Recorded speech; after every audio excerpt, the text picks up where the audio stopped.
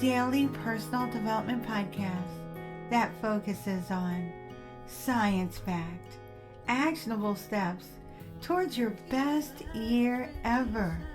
Hi, I'm Sandy, your host. Today we're continuing with our 10-part series with Henry Wadsworth Longfellow. Today we're looking at one of his short poems called Holidays, and I actually will read it for you. The holiest of all holidays are those kept by ourselves in silence and apart, the secret anniversaries of the heart when the full river of feeling overflows, the happy days unclouded to their close. Very short.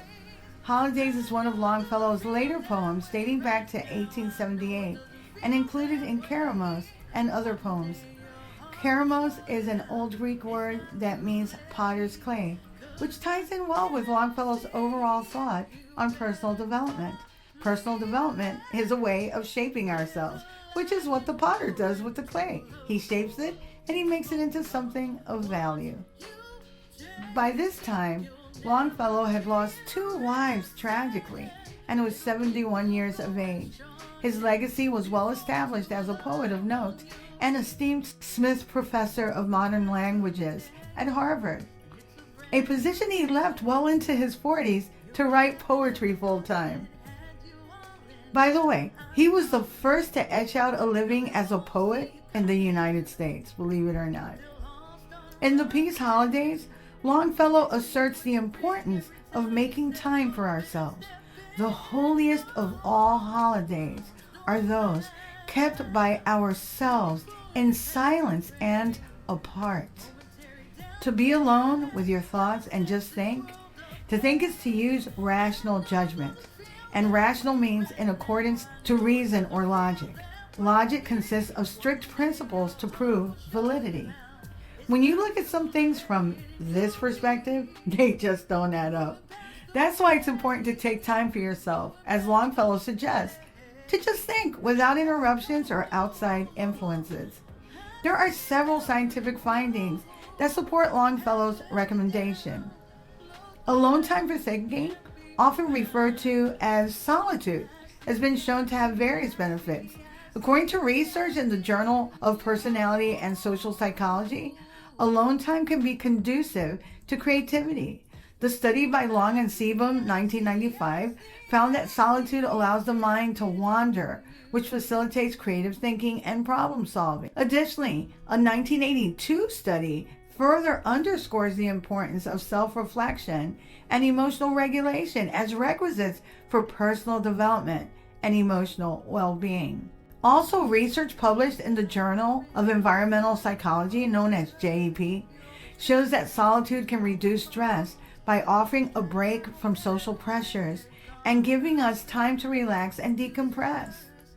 Greater focus and self-awareness is another benefit of spending time alone. Better emotional health and well-being is the intended outcome of productive solitude.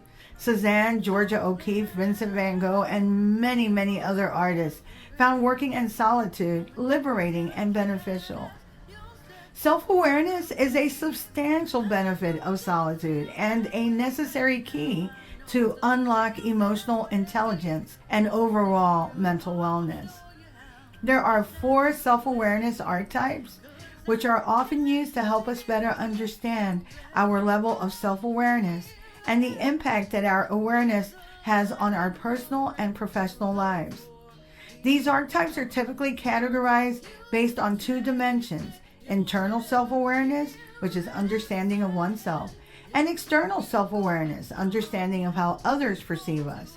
The 4 self-awareness archetypes are introspectors: high internal self-awareness, low external self-awareness. Introspectors have a deep understanding of their own values and emotions, but they do struggle to see how others perceive them. This can lead to challenges in relationships and communications, as they may not fully grasp the impact of their behavior on others. And then you have the second category, which is the seekers. They have low internal self-awareness and low external self-awareness. Seekers lack both of these areas, and they may not have a clear understanding of their own strengths, weaknesses, and motivations, nor do they have a strong sense of how they are viewed by others. Seekers are often on a journey of self-discovery and might benefit from feedback and introspective practices. And then there's the aware class. The aware class has high internal self-awareness and high external self-awareness. People who fall into the aware category are highly self-aware in both dimensions. They understand their own values, their own emotions, and their own goals, and are also attuned to how other people perceive them. This balanced self-awareness allows for more effective communication and relationships. And then we have the class of the pleasers. Low internal self-awareness, high external self-awareness.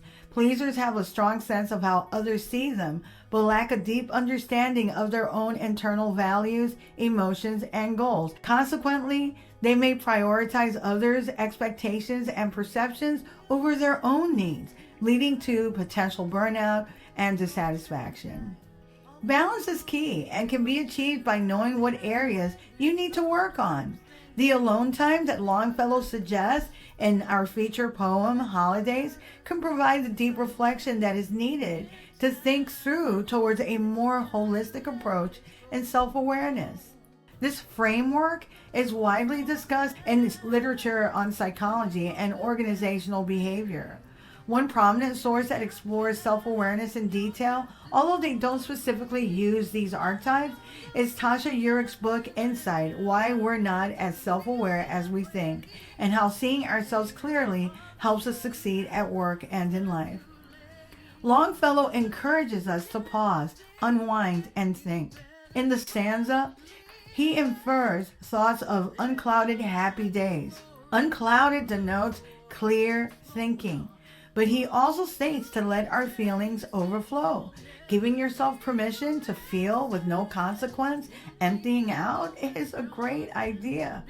The secret anniversaries of the heart that Longfellow points us away from traditional holidays and towards happenings that matter to us personally.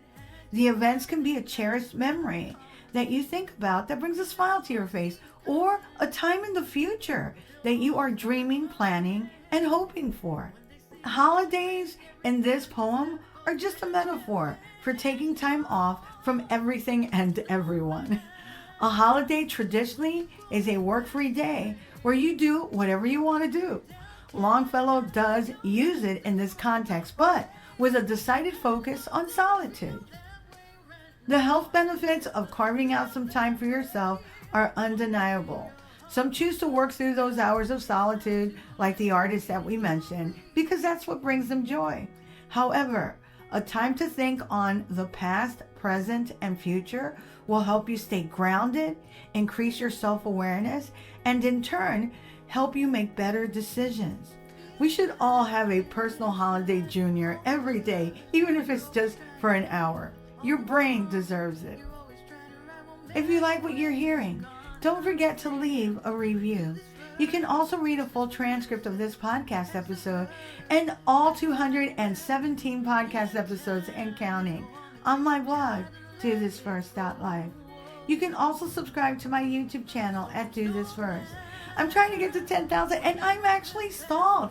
I looked today and I'm at 6,026. So I know I have at least 10,000 people listening to my podcast, so please do sign up, and thank you in advance. You can also sign up for my new weekly newsletter, which will help you get your week started on a positive note, and updates on coaching, books, merch, and my public speaking engagements as they become available will be provided, as well as the latest research on personal development and brain health. Tomorrow, we'll continue with our 10-part series, one of my favorite poets, Henry Wadsworth Longfellow. Till tomorrow. Moving past the rain, moving past the pain, or past the color blue. I see power in you. Has swelled it down. Look around, it can't be found. I see a champion in you.